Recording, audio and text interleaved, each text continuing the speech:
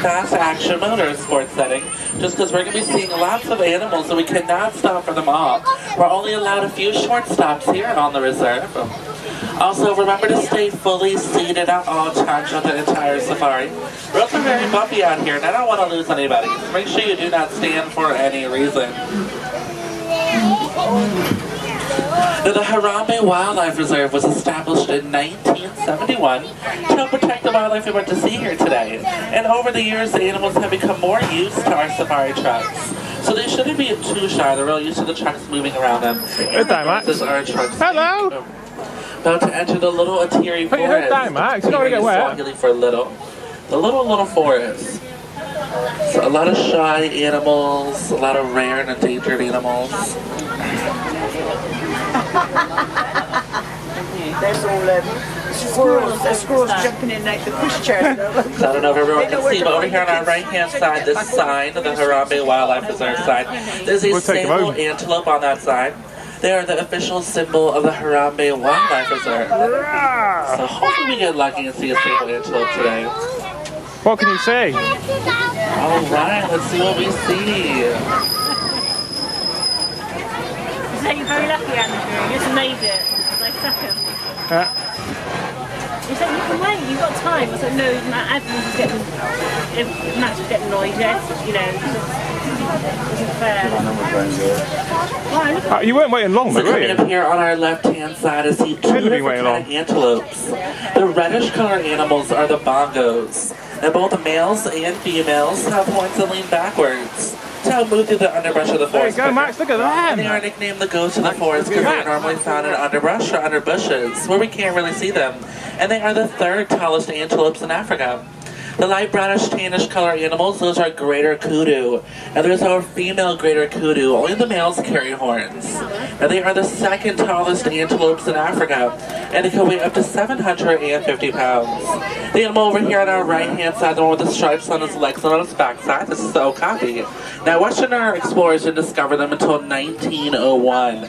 A lot of people think that they are the relatives of the zebra because of their stripes. But no, they are the relatives of the giraffe family. They even have an 18-inch long tongue just like giraffes. Look at that one. And they have ossicles on top of their heads, just like giraffes. Now, watering holes are nice places for animals to gather. They serve as a social gathering spot. So let's see what kind of animals we see around here. Hopefully we get lucky and see a kafaru. Kafaru is Swahili for rhino. And we're going to be looking for the black rhino. They're very rare. There's less than 5,000 of them left in the world today due to poaching. Now there's one over here on our left-hand side. It's kind of hard to see. You have to look over your shoulder. Oh, yeah, it's right behind the cliff wall on the left-hand side. It's real hard to see. They are general loners, and they are real aggressive. A black rhino, they can tip to scales of about 3,000 pounds. They are not social animals whatsoever. And their horn, there's a protein called keratin that's also found in our hair and our fingernails. So I don't know why the poachers are going after them. Alright, I think that does it for the forest. We're going to head on over to the Safi River. And that's a great place to see kibogos. Kibogo is Swahili for hippo. And when a baby hippo is born, that baby can weigh about 85 pounds. And a full-grown adult hippo can tip the scales of about 5,000 pounds. Now, just because there are hippos in this river does not mean they're going to be easy to see. Hippos, they stay underwater so they don't overheat. Now, it's not a cold day, so let's see if they're in the water or not. Oh, hippos. They are not in the water. There we go. There's two hippos coming up here. On our right-hand side, going to be along the shore right up here. Pretty cool. This is awesome. Hippos, they are nocturnal, so they're going to spend most of their day sleeping.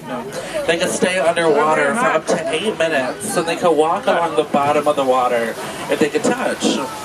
Hippos, they have 3 relatives. They're related to cows, pigs, and whales. Wow. Pretty cool. Over here on our left-hand side are pink-backed pelicans on the island. They get pink during mating season. Mating season is about 30 days out of the year, so they're not going to have any pink on their backs right now. Oh, penguins. Penguins? What are they? Pelicans. Pelicans or penguins. Alright, we're gonna keep on going here, see what else is in the river. There's some people. Some more hippos outside of the water on our left. More hippos, Max. They're in the water. And we are gonna have to keep on going. This bridge looks a little bumpy over here. Oh no, there's now crocodiles underneath this bridge. Crocodiles, Max. And they can run up to about 10 miles per hour on land with a jaw pressure of about 2,000 pounds. They can crush their prey in just one bite. To regulate their body temperature, they open their mouths. And a group of now crocodiles is called a float if they are in the water. If they are outside of the water, they are called a bass. We're now going to head on over to the savannah. Now that's home to different animals and different ecosystems. It's also home to different plants and different trees.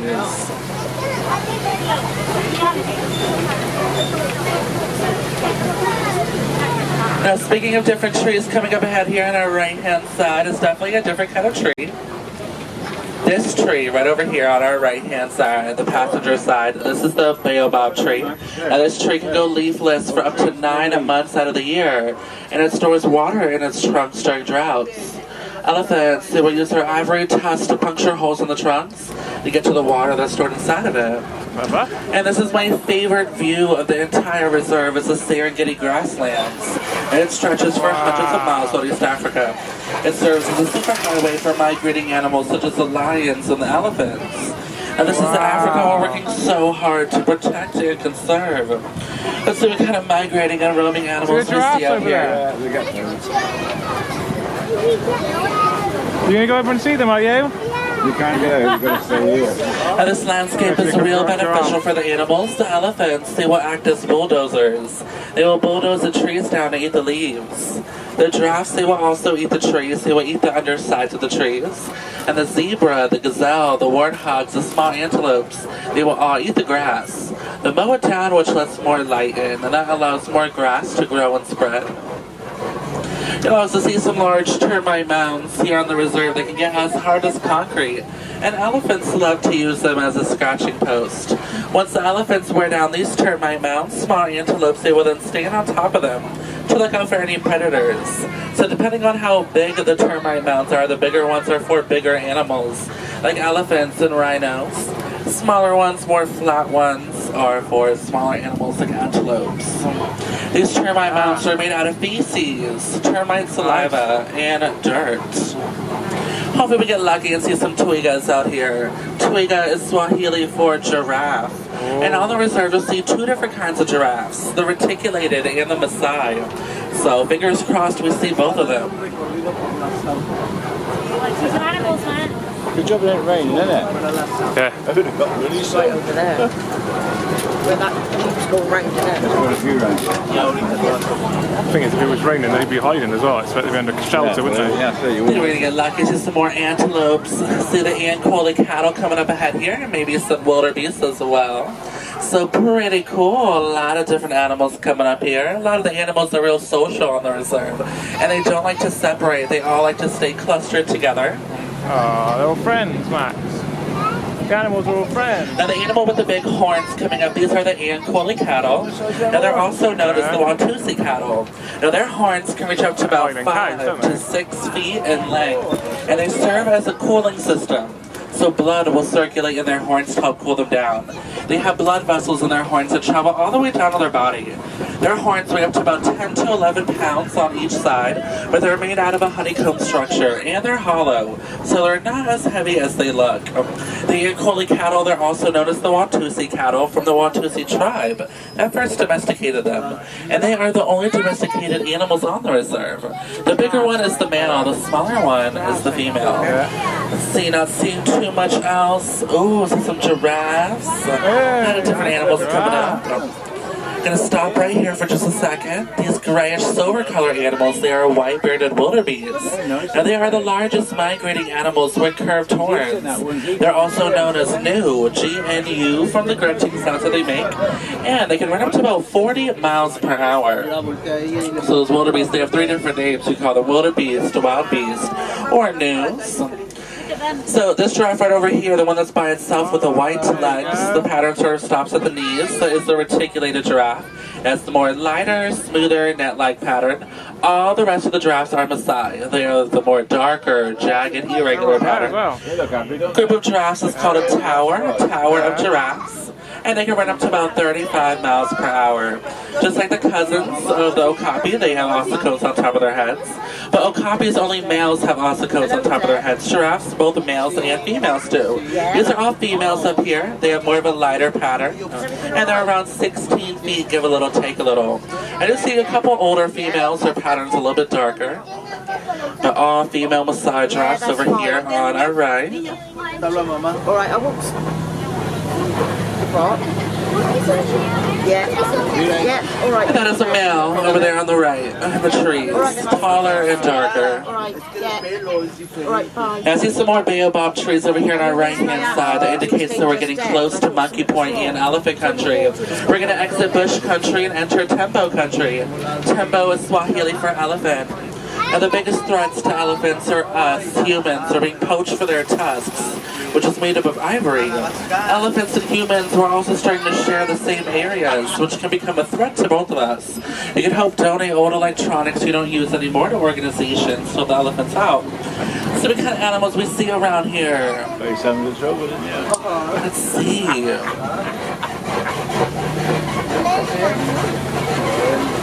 No, I'm not seeing it too much. The elephants, they have real sensitive skin. They will throw water, dirt, and mud on their bodies, especially their backs. It helps to cool down their body temperature. So these elephants, if they look a little dirty, it's just because they are real hot or cold, or they're trying to protect themselves from the sun. Elephants, they will also fan their ears to help cool down their body temperature. By fanning their ears, they can cool down their body about 15 degrees. They have blood vessels in their ears. They also have wrinkly skin, so their skin can help cope with the heat. And we're going to be looking for African elephants. Both the males and females have tusks. They also have big ears. The older elephants, they will have longer tusks. The juveniles will have more shorter tusks. Now it looks like the road is closed, so we're going to head on over this way. Looks like the warden has paved us another path to take.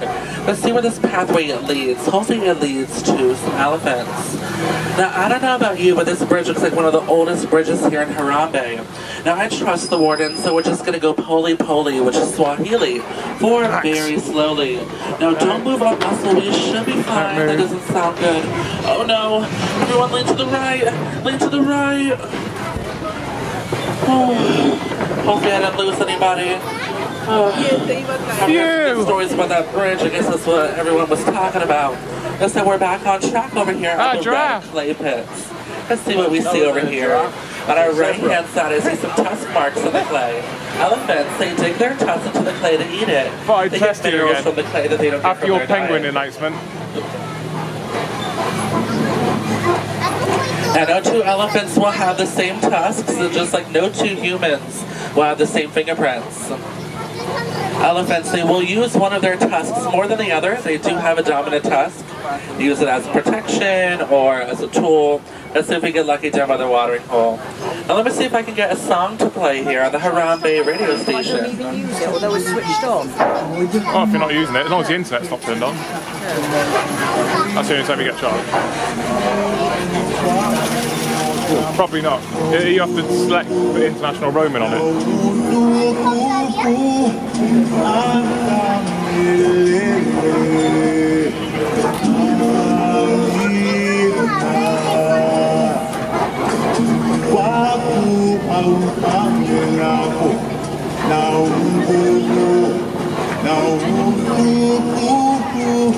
Let's see these wildebeest over here on the right.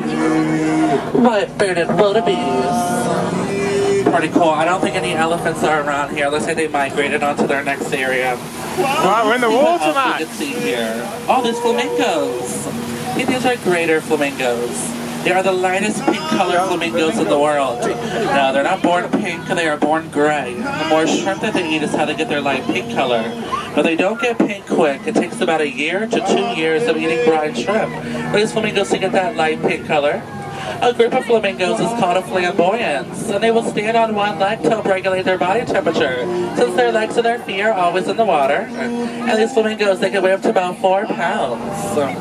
Now looks like the warden's told me to head on over this way. He's saying that there might be some white rhinos in the area, so let's keep our eyes peeled coming up here. Hopefully we get lucky and see some rhinos. Might get lucky and see some dumas. Duma is Swahili for cheetah. Might even get lucky and see some punda milas. Punda mila is Swahili for zebra. So fingers crossed. Yeah, the man was feeding them. Over here on our Oh, right-hand rhino. side, we see a white rhino. Now they can weigh up to about 4,000 to 5,000 pounds. Now they have poor vision, so they get targeted a lot by poachers. We need to stop the poachers. Their horns are not valuable like they think they are. White rhinos are also known as the white rhinos. White in the Afrikaans language means wide, coming from the shape of their bodies and the shape of their mouths. Oh, I see a duma coming up ahead here. Cheetah. Now it's real hard to see. You see him at the top there? Real hard to see, but it's walking up there in the upper left-hand corner. And there's also another one that's walking in the middle. Pretty cool. Cheetahs, they're the fastest land animals in the world. They can run up to about 60 to 70 miles per hour. Now they have real good vision, and they do their hunting during the day. A group of cheetahs is called a coalition of cheetahs.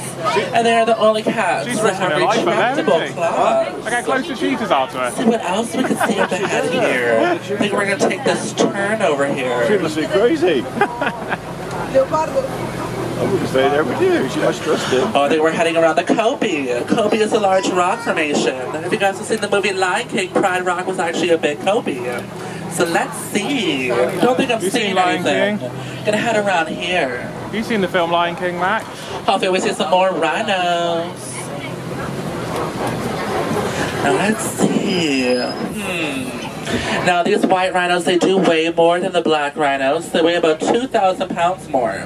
They're a little less aggressive, not by that much. Now let's see what else we see. Haven't seen zebras over here. Or no bontabugs. Where are the bontabugs at? Let's Oh, see. that lion up there. Well, that rhino we saw back there. So that's not a new one, but that is that same rhino that we saw. Pretty cool. A group of rhinos is called a crash. Yeah? A crash of rhinos. He's looking at the lion. And they have real poor vision. They can only see about what's 10 feet in front of them.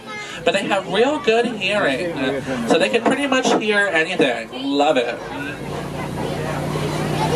Alright, let's see. We're going to be looking for some nocturnal animals.